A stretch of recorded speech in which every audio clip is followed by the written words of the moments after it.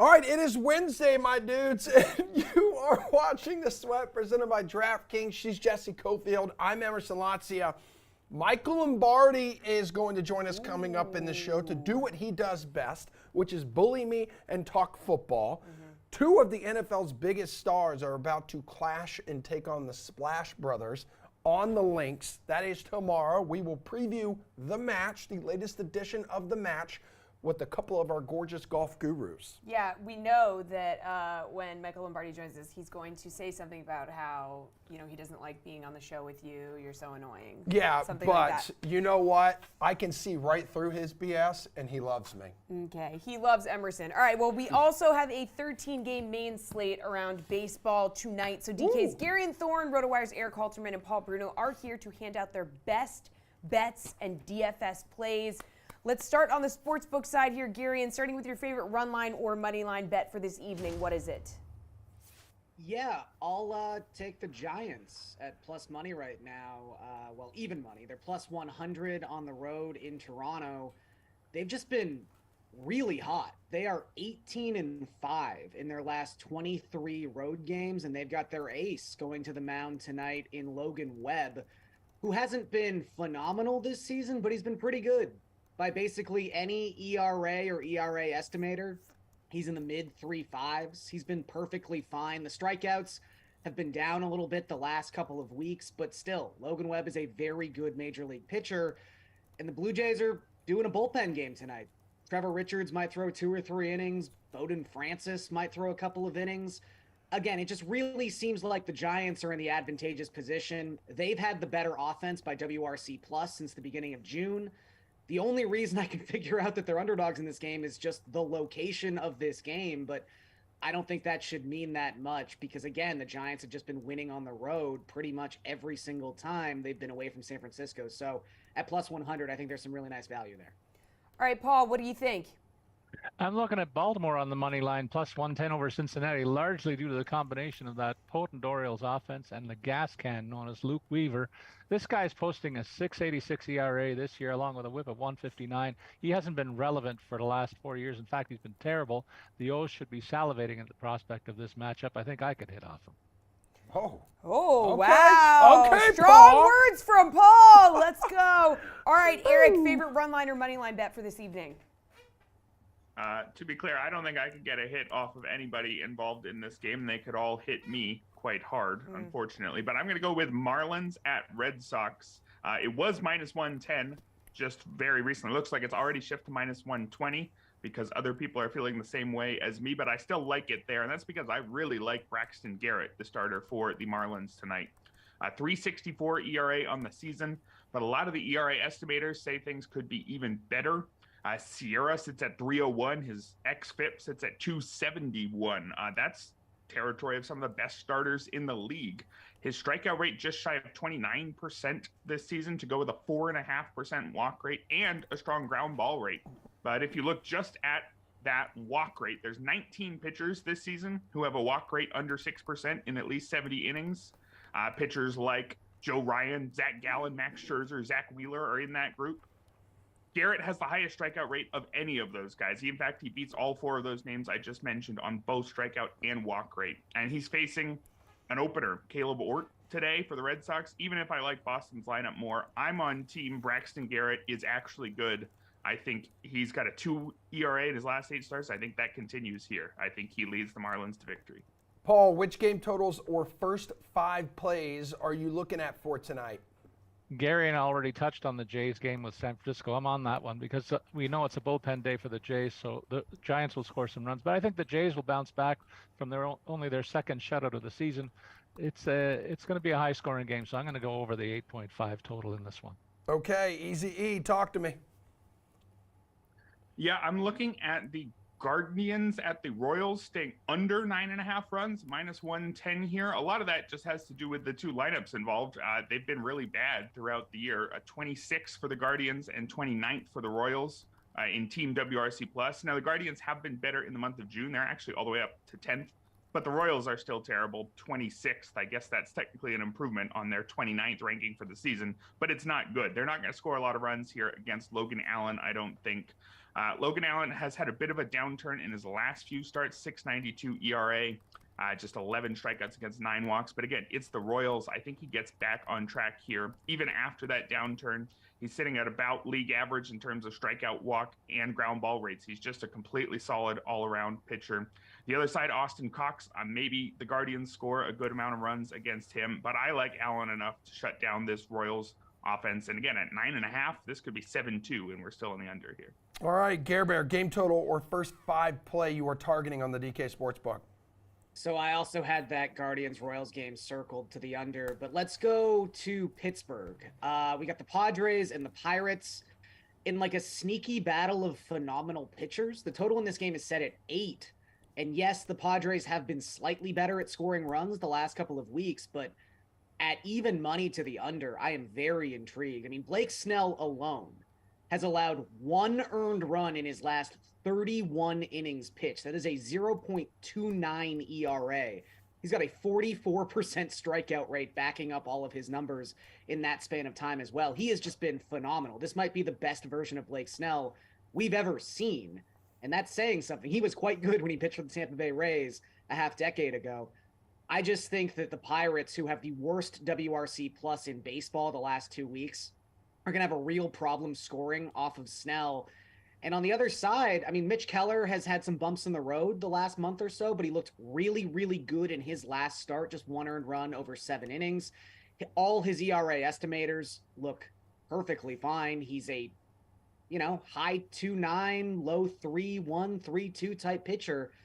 He's been really, really good so far this season. And again, has the ability to strike out enough guys where really makes me confident in this particular matchup. I just don't see both of these teams being able to score runs. You're probably looking at like a 3-2, 4-2 type game. I think it goes under the 8. Okay, well, with a massive slate like this, there are so many player props to choose from. So, Eric, which player prop are you all in on today?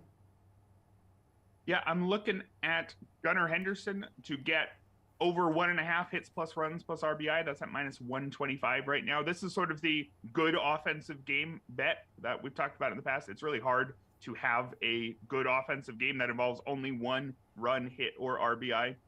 And Gunnar Henderson, the reason I like this bet even more in his case is because one of the ways to have a good game and not get over 1.5 runs plus hits plus RBI is to walk a lot. And that's what Gunnar Henderson did early in the season. Through the end of April, he had an 18.5% walk rate. He walked 12% of the time in May. He's walking just 4.3% of the time in June. And that's actually when he's taken off. He had no better than a league average batting line in the first 2 months. He's at a 188 WRC plus in June. Deciding to swing much more and deciding not to be patient and wait to take the walks has keyed his breakout, and that coincidentally helps in this bet as well. So I like him quite a bit to get at least 2 hits plus walks plus RBI against Luke Weaver, who apparently even Paul would get 1 against. All right, Gary, and which player prop are you all in on today? So we already talked about Logan Allen, and Eric's right. He hasn't looked fantastic his last 4 or 5 trips to the mound, but I still think he can go over 4.5 strikeouts against the Royals tonight. I just think he works deep into this game. And look, Allen still has some pretty interesting numbers from a strikeout perspective for the season overall. He's not striking out a batter per inning, but he does have a 12.2% swinging strike rate. That raises my eyebrow. He just is someone who has the ability to rack up strikeouts and walks, but we don't care about that too much tonight. And the Royals don't walk a lot either. Kansas City, so far in June, a 25.3% strikeout rate as a team. That's one of the highest marks in all of baseball. They also have a 13.7% swinging strike rate. That is the 3rd highest mark in baseball going back to June 1st. I just think Logan Allen gets back on track tonight. Minus 110 to the over. Not that much juice either on this prop. So I think it's all there, and I like it all. All right, Paul, what do you like?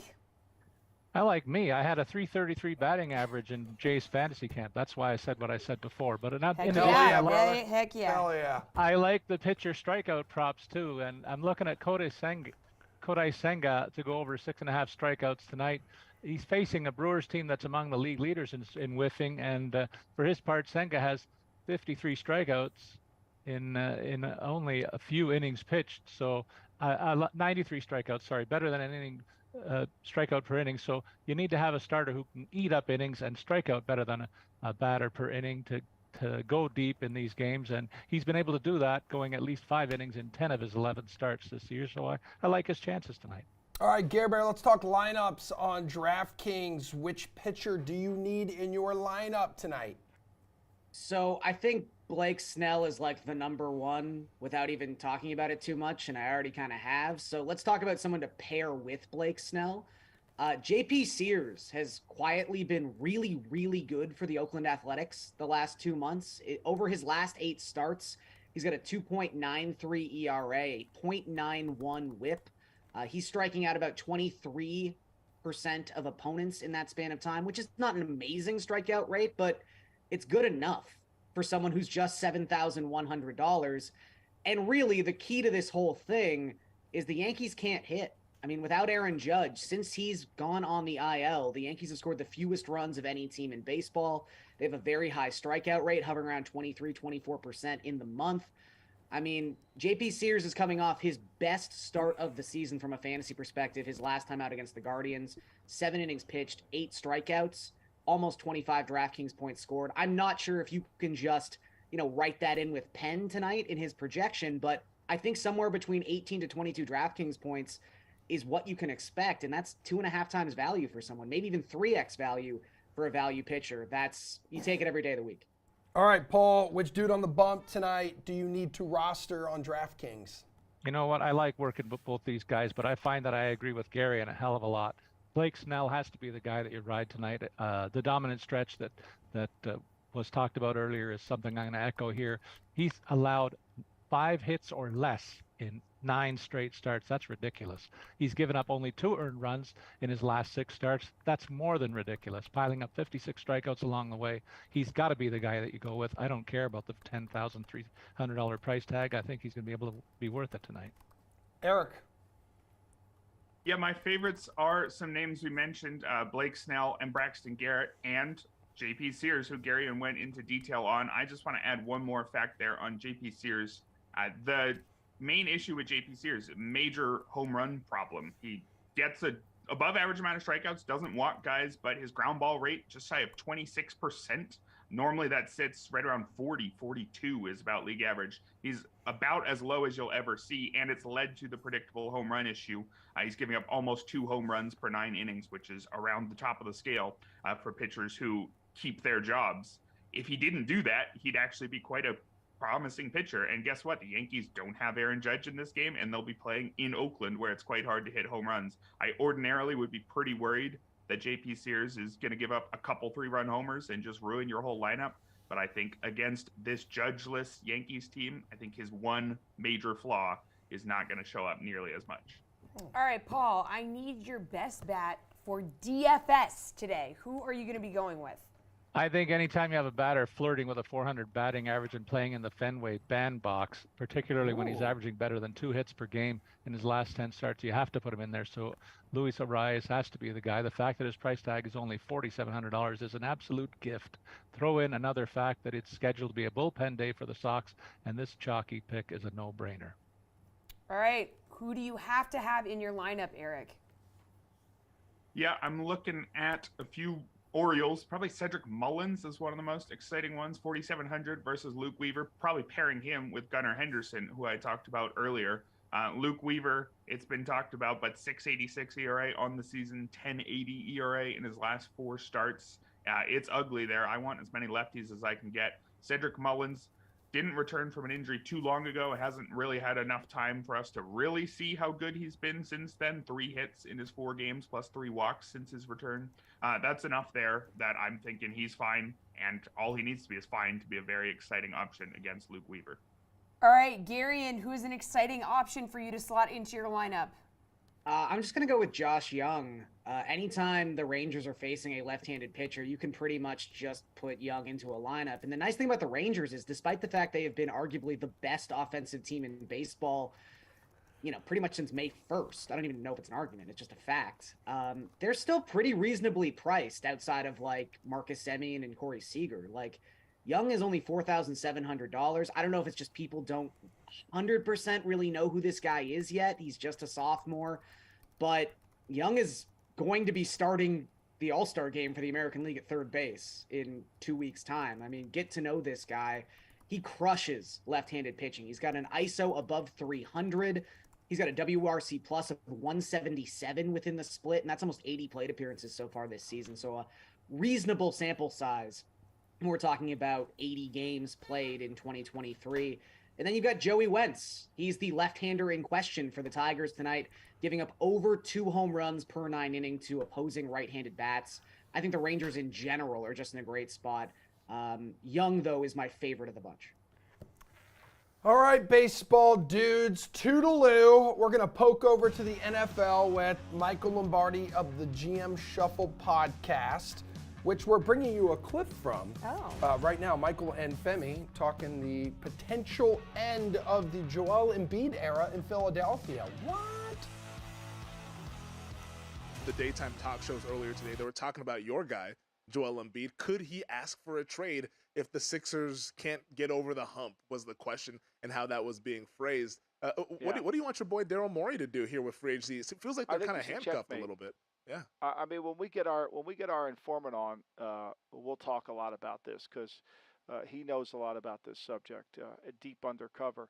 But I mean, he's in checkmate. I mean, he asked for a ridiculous trade from the Cleveland Cavaliers for Tobias Harris. It's his only asset that he has, unless he's willing to part with Tyrese Maxey. But I think he's in checkmate. He's going to sign Harden back, but he has no other. He's going to bring the same team back, because he's in checkmate. And that's what happens to you when you have a bias towards one player. When you have a bias towards one, I have to have Harden. I'm not looking at anybody else. You're gonna be in checkmate. And so I could see Embiid by Christmas if they come back and it's not working, I could see that. I mean, that's the only other asset they have. Yeah. Man, his love affair for Harden, man, that thing runs deep, man. Like I don't understand. I mean, for a man that is so analytical and started the Sloan Conference, which is based on bias, he's not self-reflective of. He got caught into a bias of the player, and as the player got older, he never adjusted his evaluation of the player. Yeah. As much as we love players, you have to adjust the evaluation of the player. Then is then, now is now. And, you can love Joe Montana, and certainly Bill Walsh did, but Bill Walsh adjusted his evaluation of him later because of injuries. Didn't mean he didn't love him less.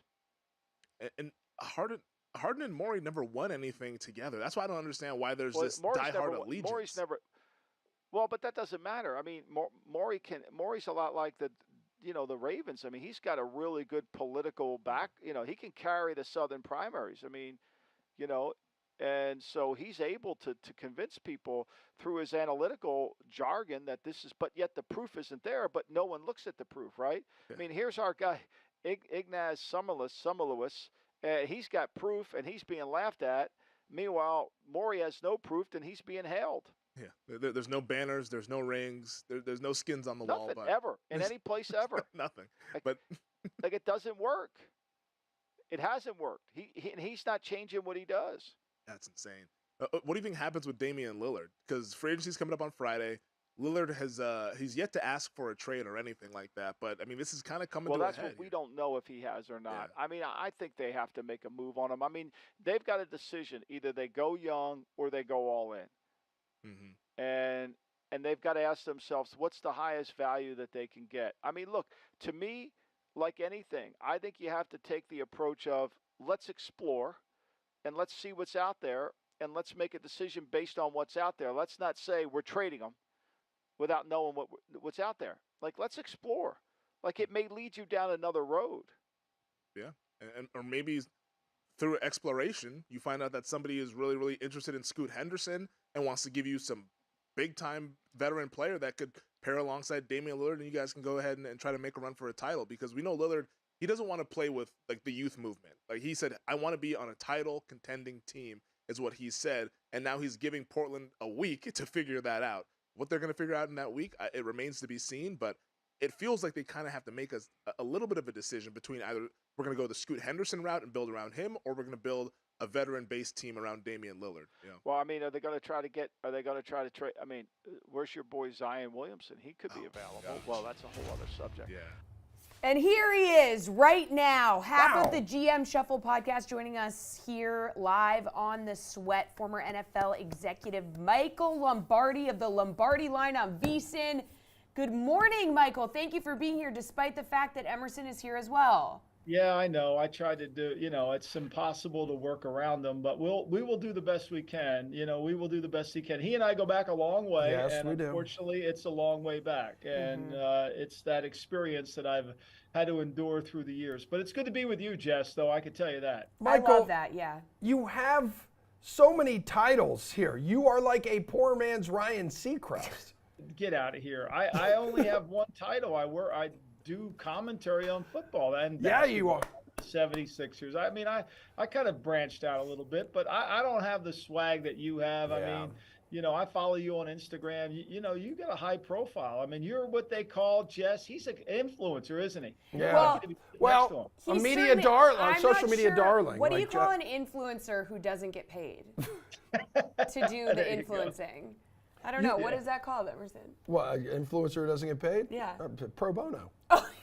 Pro bono. I love the shirts. I mean, you guys look good together. You coordinate the outfits. We got to get some of that swag over here at VSiN. Yeah, we I- gotta send you some. I'll hook we'll you get up, our people Michael. on that. All right, you guys hear that? Yep. I'm going to send hook you up Michael with some swag. You're Okay. going to hook us up with some information right now in terms of betting because we know you're a football guy. Let's talk a lot of football. Let's start in a division you're quite familiar with, the AFC East here. What chance are you giving the Jets and Aaron Rodgers to win the division at plus 270? Not too far behind Buffalo at plus 120 there, dude. Yeah, it's interesting how this, and look, Aaron Rodgers didn't play well last year, 12 interceptions. It wasn't an Aaron Rodgers-like season. But that doesn't mean he can't have that back. What I find fascinating is how they've approached this offseason. They kind of have, the head coach has kind of put them in a category, well, we're one of the 6 or 8 teams. So let's just have a moment to go through history. They haven't made the playoffs since 2010. Since Joe Namath declared the victory against the Colts in 1968, I believe, they have only been to the playoffs as a franchise 13 times. So this is not a team that has built around championship caliber or understanding how to win a championship. And I think it's going to take that. They're going from a team that was a potentially good team last year to the hunted. I mean, they're going to be on television all the time. I'm sure you're going to go to a lot of games, Emerson. They're going to need you to influence the crowd, you and Fireman Ed together. But I think people are coming for them, and it'll be fascinating if they stay healthy, particularly in the offensive line. They're going to start a 38-year-old Dwayne Brown. Mekhi Becton's going to start at right tackle, and he's not stayed healthy. So I'm buying the Jets. I'm just not all in on the Jets. And, on top of all of the television that we'll be watching with the Jets on during the regular season, how about right now? What excites you the most about the NFL reportedly forcing the Jets to do Hard Knocks? Well, I think it's the only show that in town. I mean, how can't they? Based on the options that they have. I mean, Washington's going through a transitional state with their ownership group. We'll know if Josh Harris buys that team by July 20th. But I think that's it'll be the show. One thing about being on Hard Knocks, it can be a positive and it can be a negative as well. I mean, I think it costs some guys their careers when people got exposed, especially the fan base. When they get exposed to the head coach, is he believable or not? Was Hugh Jackson believable when he sat there in charge of that room? Was Herm Edwards believable when he was? Was Billy O'Brien believable? I think that's going to be an interesting dynamic as we look at this moving forward. Look, the Jets have to be it, and I don't know how they're going to avoid it. Michael, would you consider Aaron Rodgers must-watch television? Yeah. Yeah, I mean, look, I always like Aaron Rodgers for different reasons why most people do. I mean, what Aaron does at the line of scrimmage is really unique. I mean, he's like Peyton Manning in the sense he's hard to fool. He's very detailed in his preparation. He understands what the defensive coaches are trying to do against him. He has an answer.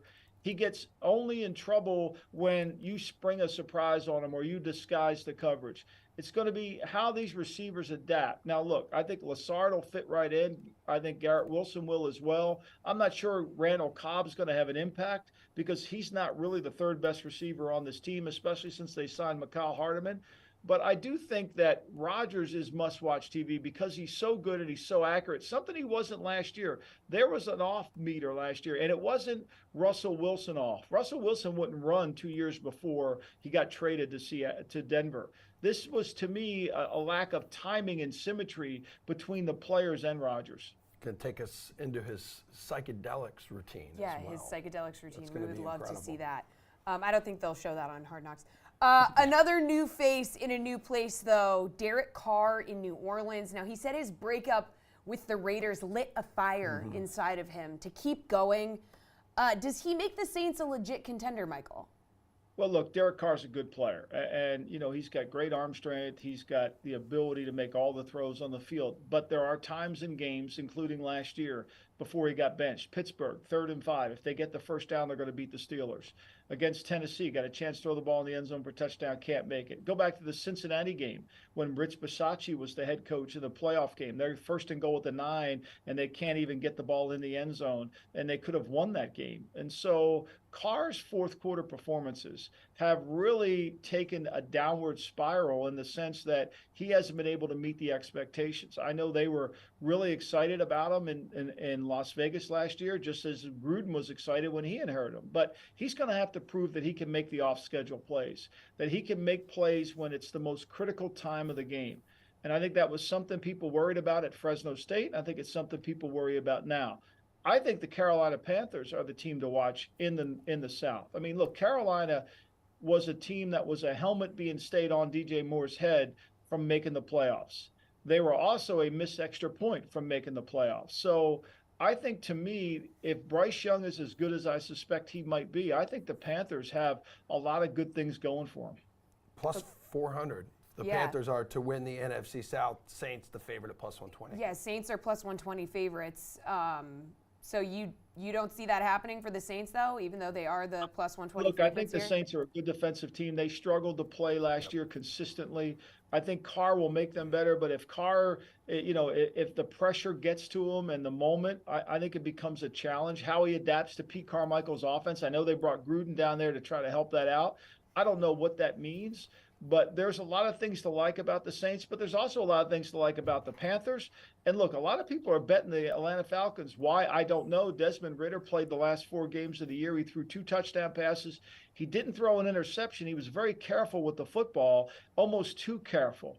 But they've got a lot of good skill players. They've got a really good offense. Are they better on defense? That remains to be seen. They put money in the defense in the offseason, whether it's signing Jesse Bates or other players. But to me, that's going to be the concern. And one thing we know about the South, they tend to beat up on one another. Even though when the good teams play, without Brady, I think it's a wide open race. Let's dip our toes into the free agency pool where Dalvin Cook is still available. Which team needs to add this guy, Michael? Well, I've been saying all along the Washington Commanders need to add him. I think he would really uplift their running back room. I know they've got Antonio Gibson and they've got Robinson, but to me, Brian Robinson from Texas, but to me, Dalvin Cook's a weapon. He can play receiver. He can run out of the backfield. He can turn a 5-yard gain into a 50-yard gain. He hasn't lost his skill set. He played 17 games last year. And he can run the football. He can pass protect. I think that's something Washington misses. They had it when they had J.D. McKissick, but then he got hurt last year, and they've lost that. I think the Patriots, to go along with Ramondo Stevenson, he would be a dynamic 1-2 punch, and I think that would really help Mac Jones more than Hopkins. Everybody wants him to sign Hopkins. Yeah. I think if they signed Dalvin Cook and put the money in him and gave them that 1-2 punch, running back, 2 guys that you could keep fresh during the game, really would help Mac Jones more. Yeah, so DeAndre Hopkins visited with your former team in New England, left Foxborough without a contract. So you could see, that happening for him. You don't like it happening in New England? Well, I think, look, it's going to come down to finances. And New England has the most cap room of any team going into the 2024 season next year. So they're really well positioned. Now, do they want to borrow on some of that cap room and sign Hopkins? I don't know that. Does he make them a legitimately improved team? Well, that remains to be seen. Hopkins is one of these guys that is always covered, but he makes the play. He doesn't have great speed. He doesn't have separation quickness, but he pushes off well, and he's got elite hands and elite body control. And so he makes a lot of plays. But he's an inside slot receiver now, and they signed Gesicki at tight end to play in there, along with Juju Smith-Schuster. So it seems to me like Cook would be a more dynamic player in that offense. Do I think they sign him? They could, but a lot of this is going to come down to money, unless Hopkins wants to take less money. I mean, Hopkins saw Beckham make $15 million and not play. Yeah. Hopkins has a hard time taking less than that. And Dalvin Cook has said he wants to play with DeAndre Hopkins. Those Yeah, two well, will I not. mean, Those two will not play. There's I'm no just way saying. that's They gonna also, happen. one guy wants to make 15 a year, the other guy wants to make 10 a year. That's 25 million. Look, the sounds like reality us. about the running back situation is completely miscued. There are 10 running backs in the National Football League making over $10 million a year. Right? Last year we only had 3. The year before we only had 3. Running backs are getting paid. They're just not getting paid to the level they want to get paid. They've been devalued. The entire position in the NFL has been devalued. Not necessarily devalued, Emerson. Once again, you're jumping to conclusions. as you Always. always do. You know, I think ultimately what it is they can't get their market risen because there's never second contracts.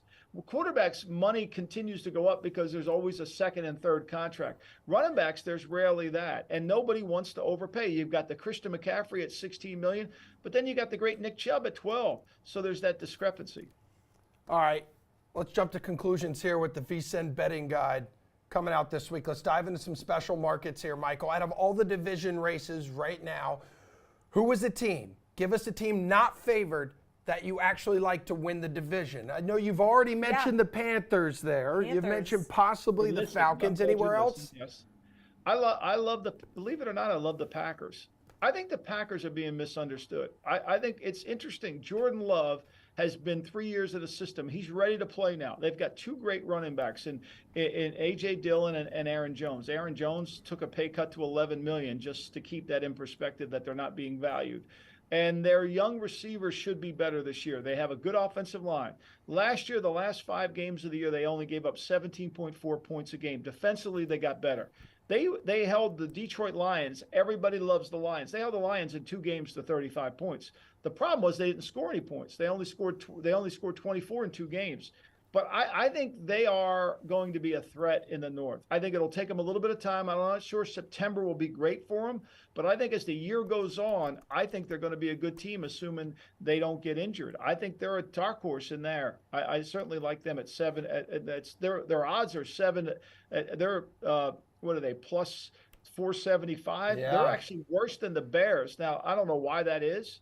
I mean, the Bears, everybody's in love with Justin Fields. I'm not certainly on that train. But to me, their win total is only at 7.5 at plus 425. I like that number. Because Justin Fields is the best running back playing quarterback in the NFL. That's right. There you go. You see, you're learning something. I love that. Hey, we're living in a world where you got the Lions and Jaguars favored to win their divisions. This is it, Michael. Oh, man. Yeah. You are such a You- Jags I'm stan. sure you're going to play the Jet. Look, I think it's a hard thing. Jim Collins wrote a book, Good to Great. I think we misconstrue that. Every year, there's 50% of the playoff teams don't return. But yet we keep putting them in as if they're going to continue to get better. The Giants, are they going to continue to get better? I don't know. Washington, to me, if Washington signed Dalvin Cook, I would play them to finish in the playoff. I think they're a good team in a division, in a conference that doesn't have a lot of great teams in it. All right, well, which team do you like most to hit the over on their win total? So Patriots listed at plus 100 for over 7.5 wins. Okay. Same for the Giants, though. But, Michael, the Giants smashed that last season. Yeah, but I think it's going to be harder this year.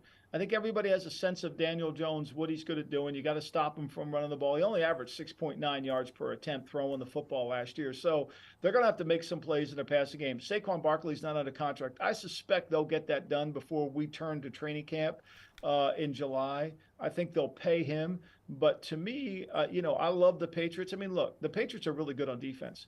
That's the thing the Packers are. They're good on defense. And when you're good on defense, you're going to be in every game.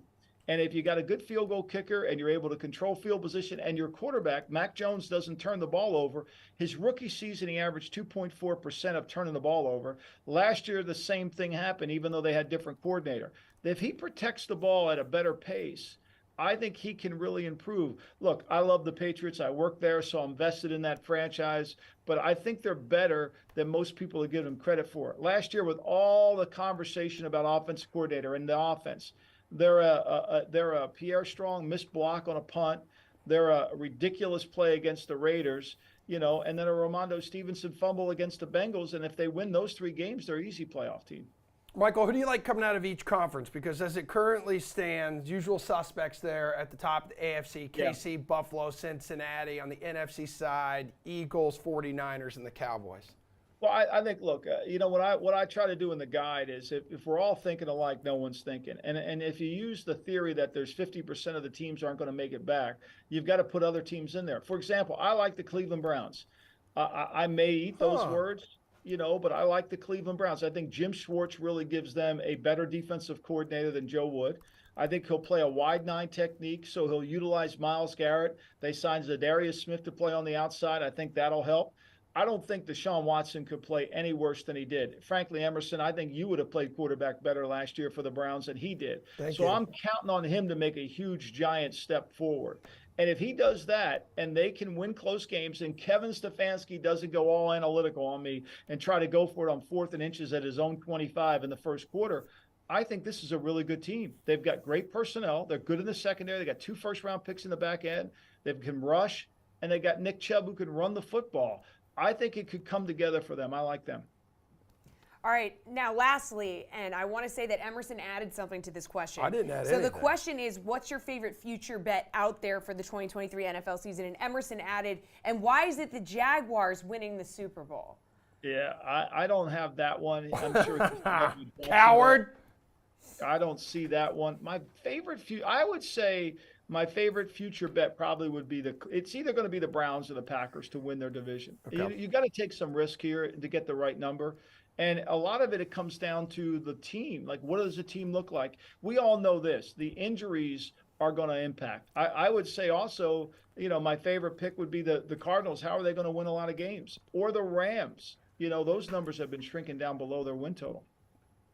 All right, so Browns plus 425 to win the AFC North, NFC North, Packers plus 475, as we have mentioned. Michael, we know you are such a busy man. Thank you for making time for us here, okay? Anytime, Jess. I'll join you anytime, Jess, and whatever you need, just let me know. Thank All you right. so much. I'll text Thank you. you. I'll text you a picture of my dogs. I'll see you later. Okay. I'll see you guys. All right, we're going to preview the next edition of The Match with our golf gurus coming up right after Levitard and friends. They're going to chime in now on who could be next on Hard Knocks. We are living in a time right now where all of these sports teams have realized that, and all of these leagues, that if they can make, and Sampson was ahead of the game on this. He had the Marlins on Showtime. That show would have been so great if they had just been able to continue televising the truth, which everyone eventually got scared of, which is where some of these things are going to be scrubbed. Mahomes is too large of an economy for that show to actually be honest. Whatever it is, you might get a glimpse, more of a glimpse than you're used to getting, but you're not going to get a real glimpse. You're going to get what Cousins and Mahomes and Mariota want you to see. Man, Mahomes isn't that careful. Like, he'll give you a quote. Like, he is pretty arrogant, and he has a right to be. Like, I can glean plenty from his personality. He does put himself out there plenty. He's about to do the match. Yeah, but Mike, are they going to dive into the things that really bother him, right? The things that you see on the surface and you're like, ooh, are we going to ask him about his brother, or do we have that relationship? Well, did they? You situation? tell us. You saw it. That's a Whoa, wait and see. the show's called Quarterback, not Big Brother. It's wait to see, Dan. Hashtag wait to see.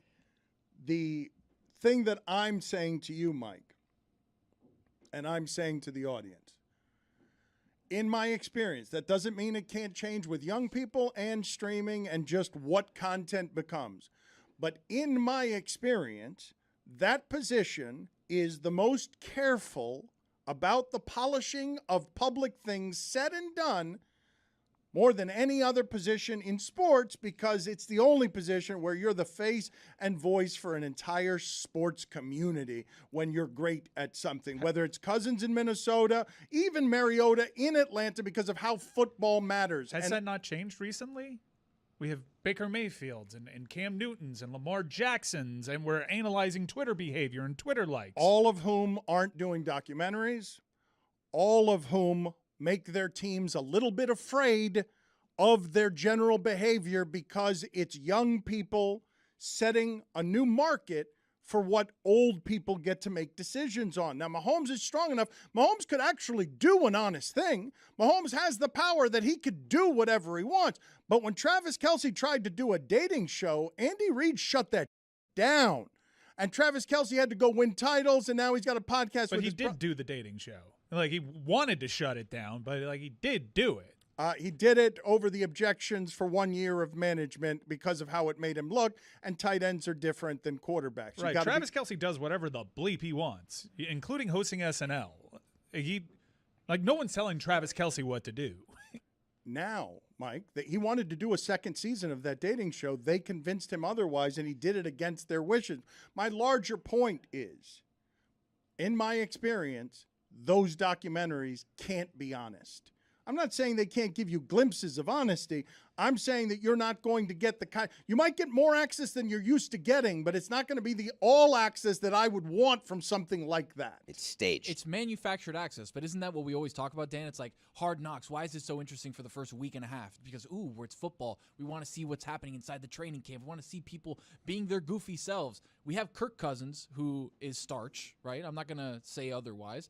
He's a guy who, like Mike said, we're trying to figure out what he is. Is he a good quarterback? Is he somebody who's not going to get you over the hump? Like, who is this guy? And then you see him at home.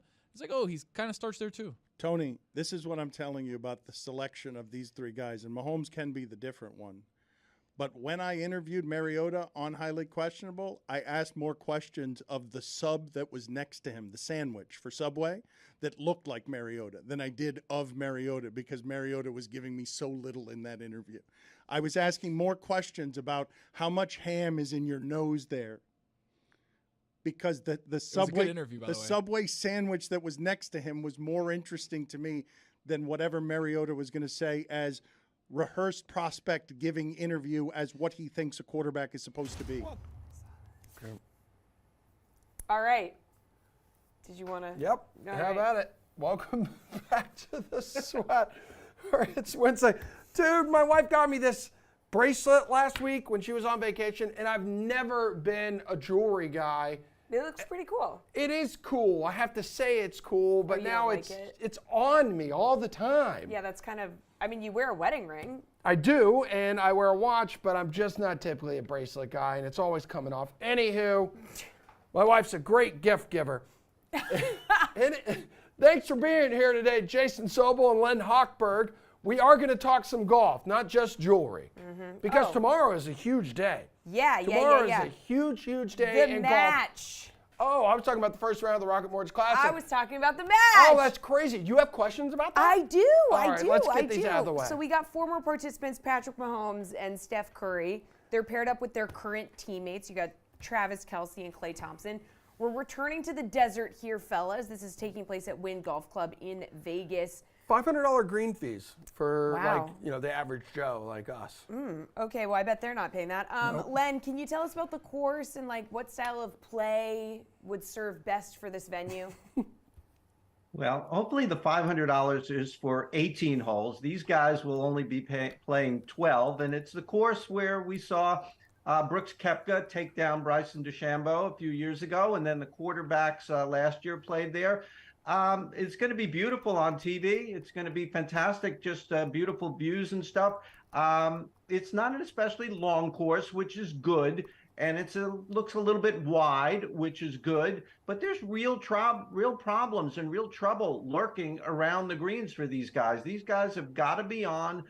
There's a lot of water. And, these guys are, Steph Curry is a real golfer. I don't know if the other guys are real golfers. I mean, Kelsey's are around an 11 and Klay Thompson anywhere between an 11, 15. And it could be real problems for these guys. But I think it'll be fun viewing if you're into a little bit of a regular guy carnage on a golf course.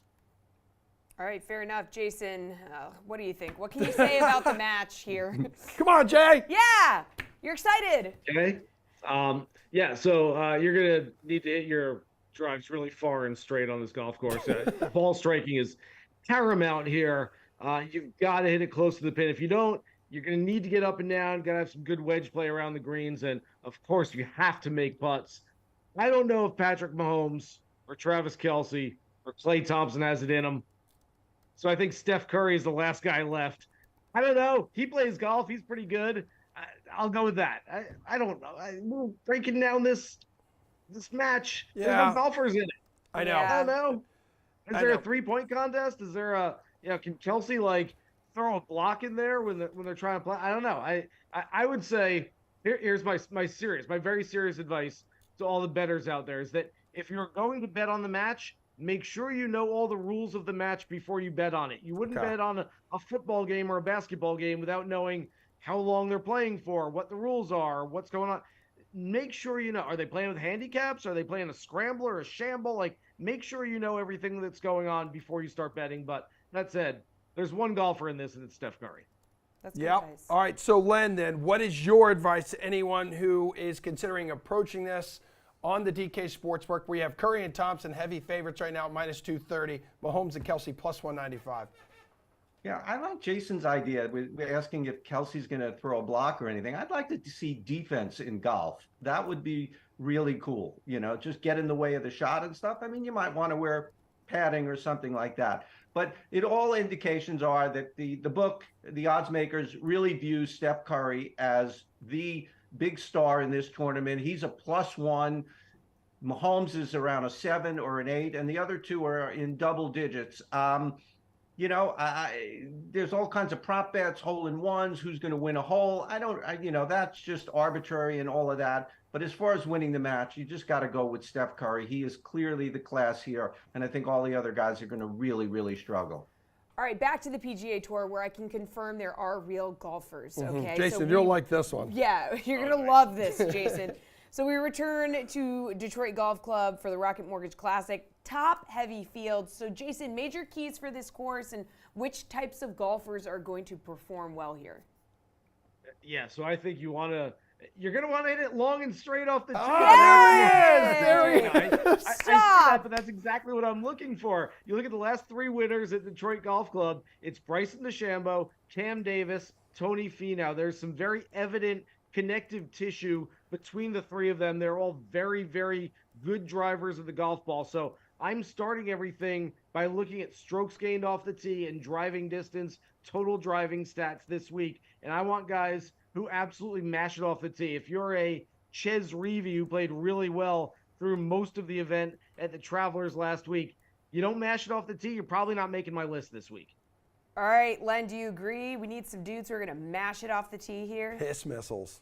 Okay. Absolutely, yeah. I mean, it's long, it's straight, it's flat. There's not a lot going on. There'll be a lot of birdies, but at the other end of the hole, we're gonna, if someone's gonna get to 23, 25, 26 under, gonna have to make some putts, and it does start off the tee, but you're gonna have to hit your iron shots close. You're gonna have to make some putts. There's no secret to getting to 26 under. All right, Jason, I'm excited that you are here today because we're going to now play a fun little game of pin placement. Typically a Monday segment here on The Sweat, but not today because today is Wednesday. Where do the following guys finish this weekend? Start me off with Colin Morikawa, Jay. T17. All right, great. And why T17, Jay? Oh, you wanted more than that? Yeah, it doesn't have to be rapid fire because we still have about 8 minutes to fill. Yeah. Oh, I could filibuster for you then. Don't worry. Look, it's not a great field this week. That said, Colin Morikawa's putting has not been at the level that it needs to be. We all know when Colin Morikawa is putting above average, very much like Keegan Bradley last week, if he puts really well, he's going to win golf tournaments. If he puts about average, he's going to be decent. And if he puts below average, watch out. He could miss the cut like he did last week. I would expect the putting to be a little bit better than it was in an elevated field last week. But again, it's not the greatest field. I don't love him this week. He's not a guy that mashes the ball. 17th feels about right. Okay, -115 on the DK Sportsbook to finish top 20. Len, where does Colin Morikawa finish? Yeah, he will make the cut. He's just not playing well. There are about at least 25 guys in the world who've been playing better golf than him this year, former number 2 in the world. It's just all about his short game. And we do focus on the drive this week and other things, but he's just, I don't see him getting in the top 25. I see him making the cut. He's got to do something different to get ready for the last major in the playoffs. Yep. Missed the cut. The Travelers can't say the same for this next guy. Yeah, Jason, let's talk about Ricky Fowler. Kind of feels like it's now or never for him. This is like a beatable field, and it just kind of feels like a huge moment for him.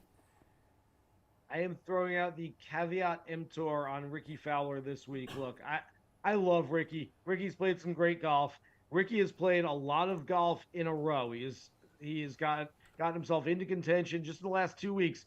A 62 in the opening round of the U.S. Open, played in the final pairing on both weekend days. Last week, shoots a 60 at TPC River Highlands, probably should have been something in the 50s.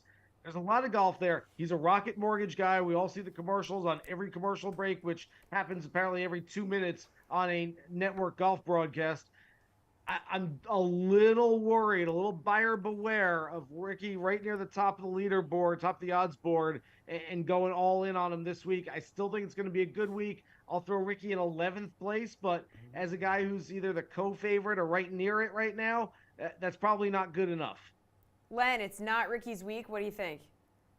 Yeah, I agree with a lot of what Jason said. He has been playing a lot of golf, and he is really playing better than just about anybody else in this field. But there is the added pressure of being the Rocket Mortgage, Mr. Rocket Mortgage this week, which is just another layer. And especially because he surely knows he missed the cut last year, which they hate, and they want him around for 4 days, even if it's not top-notch, Ricky. So I think he does get all 4 rounds. I expect him to be a little bit tired. I could see a real Sunday fade to T18, T19, to, top 20, bottom of the top 20. All right, Len, let's talk Max Homa, who has been in this awkward run as of late where he's either missing the cut or finishing inside the top 10. Where would you like to place him? By the way, he's plus 220 to finish top 10 this week. Yeah, he has not had he had another bad major at the U.S. Open, and then he came back last week and he didn't do it on Thursday. He had a great Friday round, but he left himself a shot short of making the cut, so he's missed 2 cuts in a row. So I think his pride and his athletic competition will really get him going and want to play well this week. And we've seen him go low on occasion, but he's just not playing that well in the last number of weeks. I don't know, top 25, but barely. Yeah, I don't have a great faith in Max Homa this week. Jason, golf's a weird game, right? He went from one of the best players in the world, January and February, to a guy that can't make cuts right now in June. Yeah, and look, Max Homa is a 6-time winner on the PGA Tour. At some point, he's going to challenge for events again. He's going to win again. I don't like it this week from everything I've heard. A lot of sponsor obligations going into the event. Look, I don't want to say a missed cut because I know a lot of people like Max. They're rooting for him. 53rd place. I mean, Max is not on my radar this week whatsoever. Okay. All right, Jason, what about Sungjae Im? Kind of feels like he's had a little bit of a down year here, but last time here, he did finish inside the top 10, so what do we think? But he left me hanging last week, did not give me a high five at the Travelers. Why would he give you a high five at the Travelers? Emerson's a grown adult man screaming, touch me, touch my hand. Grow up, Jesse. You grow up. Bring a little kid with you if you want to get a high five. You do not get high I five. had Howard with me. Thank you. Howard's a little kid. No. Anywho. No, can't ask. Thank you. Now I like Sungjae even more after you give Emerson a high five. Look, 5 straight top 20 finishes before the PGA Championship. He went over to Korea, played an event and won over there, but there were murmurs of a little injury when he came back. I had him for the PGA Championship. He missed the cut that week, and he has not played well since then. I do think this is a little bit of a get-right week for Sungjae. I'll throw him in there right at the back end of the top 10. Give me a 9th place finish, which he hasn't done in a while, but I think he starts coming back and has a good rest of the summer. Len, he's plus 240 on the DK Sportsbook for a top 10 finish.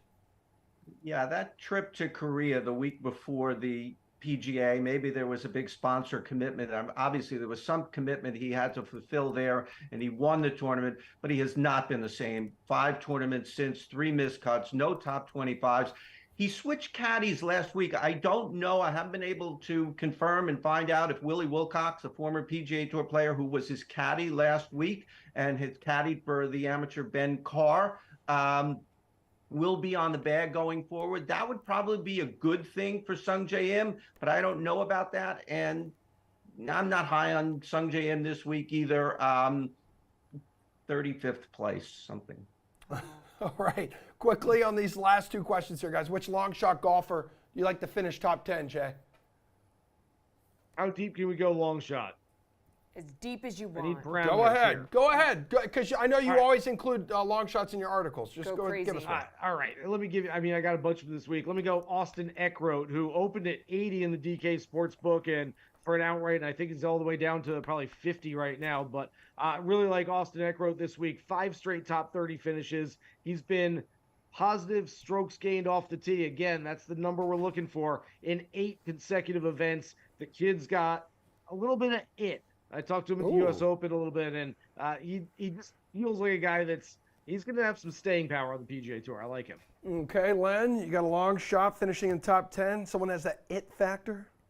Well, certainly got the it factor. I don't know how long a long shot 45-1 is, but Ludwig Aberg, the former top-ranked amateur, who has just joined the PGA Tour, and he's been finishing top 25s in elevated designated events. He was top 25 again last week. He did it at Bay Hill. Lesser field, more comfortable on tour. I could easily see top 10 for this week. He's also 8,700 on DraftKings. All right, real quick here. Who's your pick to win the Rocket Mortgage Classic? Len, talk to me. You know, I know Hideki Matsuyama is not the big bomber in the true sense of the bomber, but he is not short. And right now, he's pretty much the best approach player in this field. And of course, you get to 2,300, 2,600, you have to make some putts, but he's done that. He's won tournaments. He's 114th in strokes gained putting this year is actually pretty good for him. Often in the 170s or 180s. I could see him winning this tournament. He's made 9 straight cuts. His neck injury, which was up and down and here and there, seems to have evaporated from the conversation. It seems to be gone. All right, Jay, who's getting it done? Well, I agree with Len that Ludwig Aberg is going to finish in the top 10, but he's not even a long shot for me. He's my favorite outright on the board. Kid's got a ton of game, hits it a long way. This reminds me of 2019 when Colin Morikawa and Matthew Wolff were among those who turned pro in the middle of the summer. They each won PGA Tour events. Aberg has that kind of game. He can win this week. All right, thanks, gentlemen. Appreciate it. Enjoy the rest of your Wednesday. Enjoy the match tomorrow, you two. Yeah, we know you will both be watching. We'll be back here for a Thirsty Thursday edition of The Sweat, 11 o'clock Eastern Time tomorrow morning. Yeah.